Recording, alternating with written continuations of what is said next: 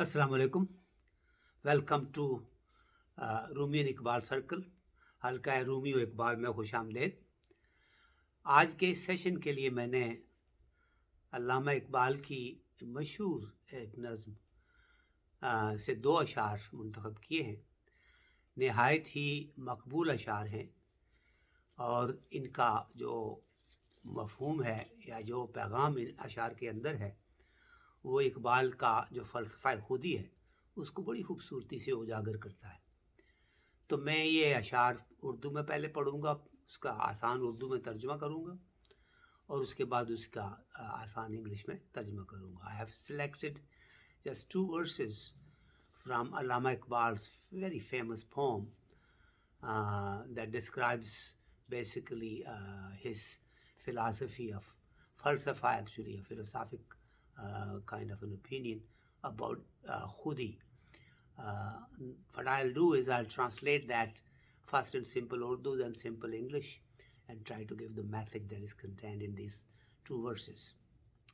Iqbal says, یہ مال و دولت دنیا، یہ رشتہ و پیوند، بتانے وہم و گماں، لا الہ الا اللہ. اور یہ دور اپنے براہیم کی تلاش میں ہے، صنم کدہ ہے جہاں، لا الہ الا اللہ. پہلا شعر ہے یہ مال و دولت دنیا، یہ جو سرمایہ ہم نے دنیا کے اندر اپنے لیے جمع کیا ہوا، یہ رشتہ و پیوند. رشتہ وہ ہے جو خونی رشتے ہیں آپ کے ماں باپ کے ساتھ، ان کے بہن بھائی اور اپنی اولاد اور اولاد کی اولاد وغیرہ، یہ سب رشتہ دار آپ کے ہیں. یہ جو ہیں یہ ایک چیز ہے. اور پیوند وہ ہے جو آپ نے لوگوں کے ساتھ اپنا تعلق جوڑا ہوا ہے، جہاں آپ کام کرتے ہیں، جہاں آپ رہتے ہیں، تو جہاں آپ اپنی مذہبی جو رسومات ہیں ان کو ادا کرنے کے لیے جمع ہوتے ہیں وغیرہ وغیرہ، یہ سب آپ کے پیوند ہیں. تو اقبال کہہ رہے ہیں کہ یہ دنیا کی دولت اور مال، یہ آپ کے رشتہ دار وغیرہ اور آپ کا خاندان، اور یہ دوست داری جو آپ نے کی ہے، جن لوگوں سے آپ اٹھتے بیٹھتے ہیں، یہ سب کے سب کیا ہے؟ بتان وہم و گماں. بت کی جمع بتان ہے، یعنی کہ یہ سارے کے سارے بت ہیں، یہ آئیڈلز ہیں. اور یہ آئیڈل کہتے ہیں کچھ وہم کے آئیڈلز ہیں، آپ کے وہم کے اندر ہیں کہ یہ ان کو ہم نے یہ کرنا وہ کرنا ہے. آپ نے ان کو اپنے وہم کے اندر جو ہے وہ پیدا کر رکھا ہے، یا گماں کے ساتھ آپ کے پاس یہ آپ یہ سمجھ رہے ہیں کہ یہ آپ کے رشتہ دار ہیں، یہ آپ کے دوست ہیں وغیرہ وغیرہ. یہ دراصل یہ آپ کے کسی کام کے نہیں ہیں. اس حوالے سے، جس حوالے سے وہ گفتگو کر رہے ہیں اپنی خودی کی تعمیر کے لیے، یہ جو ہیں آپ کو اس راستے سے دور کرنے کی کوشش کریں گے.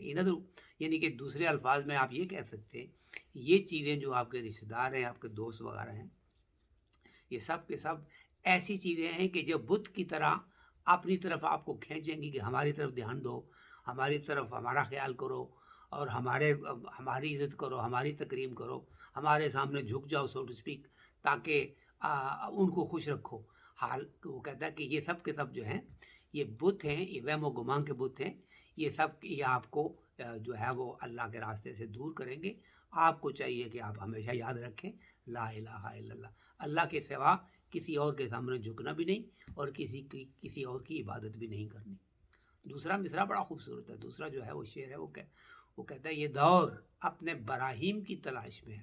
حضرت ابراہیم علیہ السلام نے بت جو ہے اس خانہ کعبہ کے اندر جتنے تھے وہ توڑے تھے، اور اعلان توڑے تھے. اور ان کے توڑنے کے بعد انہوں نے کافی اس کا کیا کہتے ہیں نتیجہ جو ہے ان کے اوپر آیا بھی تھا، اور انہوں نے اس کا خمیازہ کافی بھگتا بھی تھا. اس کا ان کو نقصان بھی ہوا تھا، یہ کام کرنے کا ان کو تکلیف بھی پہنچی تھی اس سے، لیکن انہوں نے یہ کام کر دکھایا تھا کہ حضرت ابراہیم علیہ السلام نے بت توڑے تھے. تو اقبال کہہ رہے ہیں کہ یہ دور، آج کل کا جو زمانہ ہے، یہ بھی اسی طرح کے کسی شخص کی، کسی انسان کی، کسی شخصیت کی تلاش میں ہے کہ وہ آئے اور ان بتوں کو توڑے اور آ کے یہ پیغام دے کہ سوائے لا الہ الا اللہ کے اور کوئی ایسی چیز نہیں ہے جس کی آپ کو ضرورت ہے. تو اگر آپ صرف یہی بات یاد رکھیں کہ اللہ کے سوا کوئی عبادت کے لائق نہیں، تو آپ جو ہے دنیا میں اور اس زندگی میں کامیاب گزریں گے. ابھی میں اس کو آسان انگریزی میں کرتا ہوں. Let me do that in simple English.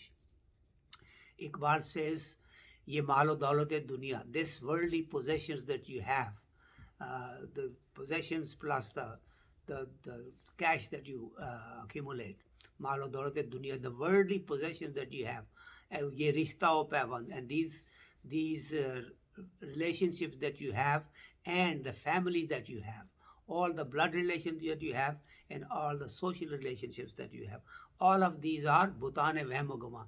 They are the idols that you either imagined, or they are there that you perceive them to be real, but they are actually idols that they will take you away from the path and the purpose of your life, which is, remember the La ilaha illallah.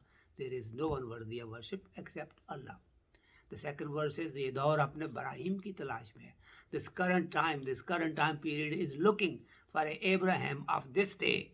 This day's Abraham that will come and break all these idols and free you from having to worry about anything other than Allah subhanahu wa ta'ala. If you are always in remembrance of your Creator, and you worship only Him, and you seek help only from Him, then and only then will you really be successful in this life. Other than that, all these things that you think are there to help you in this world also, they may distract you and they may take you away from your worship of Allah, but also in the hereafter they have absolutely no use for you, because once you pass on and you are in the other life, then over there when you are before Allah subhanahu wa ta'ala for accountability, nobody else will be able to help you. Your deeds are the only ones that will come to rescue you. So this is a beautiful message in this verse. Now before I close on this, let me just